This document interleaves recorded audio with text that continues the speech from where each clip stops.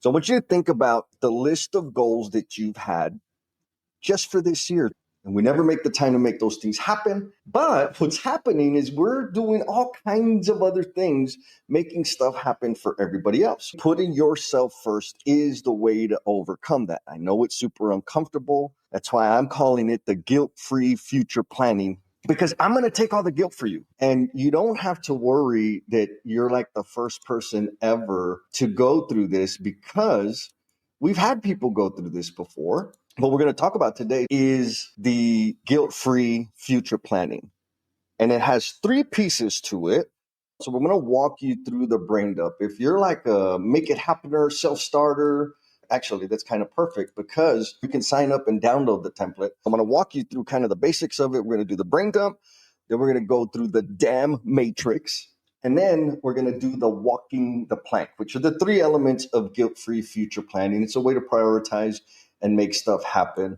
And if you're wondering, like, how in the world did this ever come up? It was because I struggled. I was looking at a list of things that I had on the wall. A friend of mine was like, Jess, you're so organized. You've got all these things, all your big projects, big ideas, and you're just knocking them out. And I'm like, okay, thank you. And she said, but I think you wrote down the wrong year. And I said, no, actually, that's the year I made the plan. I just haven't done those things yet. And it was 5 years had passed and I hadn't made any moves on the things that filled my cup because I was putting everybody else first. And so the analysis was this: I know how to make things happen. I'm kicking butt in my career. I'm kicking butt in the community. I'm doing good in my job. I'm getting promotions. I know how to make things happen for everybody else, but I need to make things happen for me. So this is the template. Again, if you want the template, there's a link. Go get the link and sign up. What's most important to me is that you use it so that you can get more, we'll say, fulfillment out of life. Now, there are three elements here. The first element I'm going to refer to as the brain dump, right? And so that's this first top part here.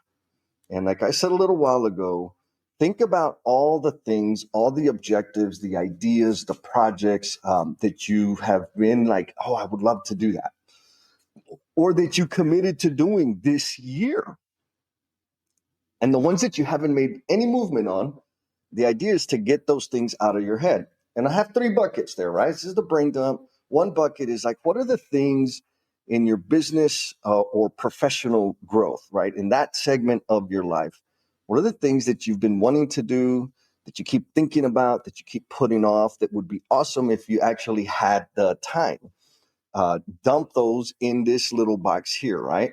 Examples of that are certifications. If you run your own business, maybe you want to expand services, or you want to expand your business, you want to hire people, you want a new promotion, you want a side gig, like all of these kinds of things that are like in the professional space, write them down in that bucket. And don't worry about it, right? I'm not going to tell on anybody. Just write them down. Get them out of your head.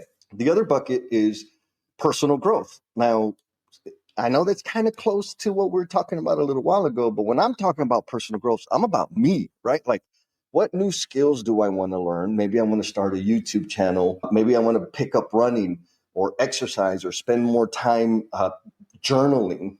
These kinds of things that we all kind of think about. Someday we're going to do it. Dump those out, get them out of your head, and put them in that little box.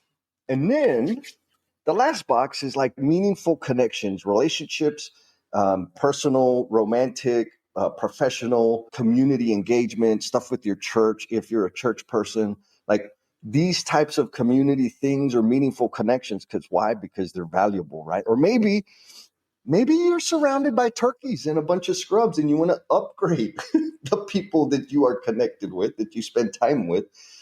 That's a good plan. I highly, highly recommend it. And so you would get all of these things out of your head, right? This is the brain dump. What are the things that you've thought about, that you flirted with the idea, but then you suppressed it because you had to pick up the kids, or because you have a deadline, or because you have an email, or because you have a meeting? And so those things just stay cluttered in our head. Get them out of your head. If you got a question, if I'm going too fast, if I ain't making sense, drop it in the comments so that I can respond back to you. And if you don't have any questions about the brain dump segment of the thing, we're going to transition into the damn matrix. So this is the second part of the guilt-free future planning. Now, one thing that's really, really important is when you think about these things, the big ideas, the goals, the things that you want to like invest in yourself about, I want you to think about not what other people want you to do, not what you should do, what the hell you want to do. And I am here to absolve you of any and all guilt. Because guess what? As soon as you're done with this piece of it, you go back and do whatever you want to do, like go back to normal. But just for now, when you're sitting through this piece, I want you to think about it from your perspective only, not what other people expect, not what you think people want, what you want, period. Okay, I had to say that, got to say that, right? And so after you do the brain dump, this is the idea. You come in here to the damn matrix, right? And I'll explain the damn matrix real quick. This is going to help us prioritize all of those things, the stuff, the business professional related stuff, the skills, the skill building stuff, and the community relationship stuff. All of those things, like, man, that's a lot of stuff. I know, I get it. So now we want to prioritize it, and this is a way to prioritize it. And we're going to kind of weigh them based on impact and effort. I am a huge proponent of looking and focusing on the things that are going to bring the greatest impact with the lowest effort, right? Like if it's hard, we could do that one later. And so if we think of the scale, right, up and down, high impact at the top, low impact on the bottom. If we think left to right, effort, low effort to the left, highest effort to the right. And so what that means is the top left quadrant, what we want to put in that quadrant are the things that are highest impact, lowest effort. Is it going to be easy? Pulling the trigger, making that decision, how easy is it? Low effort, boom, let's put that bad boy on. If we think it's going to have high impact, good. Like you don't need to do a data study or any of that. Just what does it feel like? What do you think? Get it out of your head, dump it there. Then we have high impact, still on the high impact side of it, but it's high effort, right? It's going to take some sacrifices, some commitment. You might have to get out there and run a few miles, whatever it is your target is. But think about it. If it's got high impact and high effort, that's going to be on the top right-hand quadrant, okay? And then we go down to the bottom where it's an M, which is lower impact, but still low effort, right? Like it's not going to be as impactful as the other things. Like this is a relative assessment. We're going to put that down there, low impact and low effort. You know, if it's not going to take a lot of effort and it's not going to have great impact, it may not be the end of the world to invest time and resources there.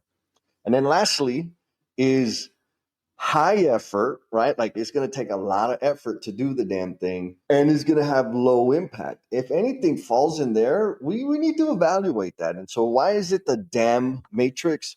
Because D, everything in the top left quadrant, we want to do those first. Anything that is high impact, low effort, pull the trigger on that bad boy because it helps us build momentum. And I know most of us out there are no bueno. We are not good at making ourselves a priority. We have been conditioned to make everyone else a priority and put ourselves last. And if you're one of those people out there, you know what I'm talking about. Give me a high five or some thumbs up, some hearts and all that other beautiful stuff so that I know I'm not the only one. Now, anything that landed in the top right quadrant is what we're going to do after whatever's in the D quadrant, right? The D quadrant, high impact, low effort. Once we get those balls rolling, then we can go on to the next one. Why? Because they're still high impact and the effort might be a little bit higher, but they're still very, very impactful. Then we think about the low impact, low effort, right? Let's think about it. Maybe we want to do them, or maybe after we've pulled the trigger of the high impact things, we found a new path. And we say, oh my God, all that other stuff, I don't need to worry about it. This is what's filling my cup. I'm going to just go double down on these things. Anything that falls in the high effort, low impact quadrant, we need to evaluate it, right? Because it's going to take a lot of time and resources. And you are already like a super, super committed overachiever, make it happener. You don't just need to be picking things up to do things. You got plenty going on. So maybe it just needs to come off the list. Boom, bam. So that's the damn matrix. Again, I want to remind you, there's 3 pieces, 3 steps in here, which is the brain dump, right? Get the things, the ideas that we had in our head that we've been kind of procrastinating on, deprioritizing. Someday I'll do it whenever I have the time.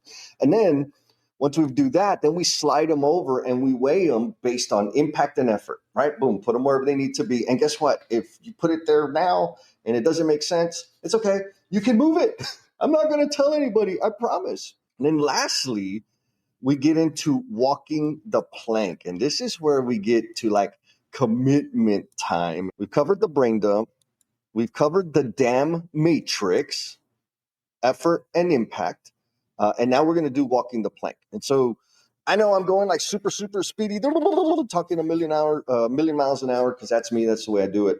I need to tell you, this is one piece of the whole workshop, the Self First Time Mastery Workshop. We go into guilt-free future planning. After we do that, then we get into strategically selfish scheduling. And after we do that, we slide into daily domination. And so it's big picture, future planning, future outlook. How do we do that? All with the purpose, or maybe with the philosophy of self first, right? Of reinvesting into ourselves and making ourselves a priority. We start high level, big picture. Then we say, okay, now let's get it in our calendar. And then we say, okay, now it's in our calendar. How do we go and make things happen every day so that we get that momentum and we're clicking on all 12 cylinders and making stuff happen? So what I'm showing you today is just one piece of that. Again, you don't have to sign up for the workshop. You can sign up and download the damn template and start using it yourself and modify it and customize it for your own needs. But if you like learning with the community and my energy doesn't disgust you, you should probably sign up for the workshop. All right, so let's go into the final piece of the guilt-free future planning. Let me find my thing. I got so many clickings going on over here. And so the last element of the guilt-free future planning is walking the plank. And so the funnel, right? How does this thing flow? Well, we did the brain dump. We got all the stuff out of our head, and in terms of like our business and professional growth, the things that we want to do, personal growth, meaningful connections. All right. Then we said, okay, we're going to prioritize them based on effort and impact. Yay, awesome. We're moving forward now. And now what you would do is walk the plank. And this is the hard one for me. Like if you're super, like I want to do everything right now, I get you, because I have that damn problem. But walking the plank is what's helped me transition from like starting fires all over the place to like actually getting stuff done and making progress and meaningful impact on the things that I want to have impact on. And so walking the plank means one at a time. And so I got all the stuff out of my head. I've weighted them based on impact and effort. And now I take the one that's going to have the highest impact with the lowest amount of effort, and I put that first. And then I pick the second one. And then I pick the third one, and I just put them in order, and that's the deal. Now, again, highly recommend to start with the highest impact and lowest effort, because there's less friction there. And you'll be able to make real progress and start taking action and get that momentum and get excited and energized. You don't have to complete the thing. This is all about momentum and getting the ball rolling. So a lot of people get hung up like, oh, I can't start that because I got to finish this and it's a big project. No. It's just about making progress. So one at a time, we put it down. Number 2, put it down. Number 3, bring it from the damn matrix and put it down there. And you can choose to walk the plank and put the things in the order that you want. It doesn't matter. Again, I'm not going to grade this and nobody's going to get mad at you. But the idea is to transition all of that stuff. We've got it out of our head. We've prioritized it. Now we're closer to commitment time. We're saying this is going to be first, this is going to be second, this is going to be third, so on and so forth. If that scares you a little bit, I get it. Some people are like, oh, we're getting closer to commitment. And commitment is where it's at, right? Like the whole point of this thing is to help you commit to you. And I know it's really uncomfortable, but if you download the thing and you start using it, like shout out and props to you, because I think that's like the first step in making those types of commitments. Once we've done this, we all of a sudden discover a brand new problem. Because why? Because we're human beings.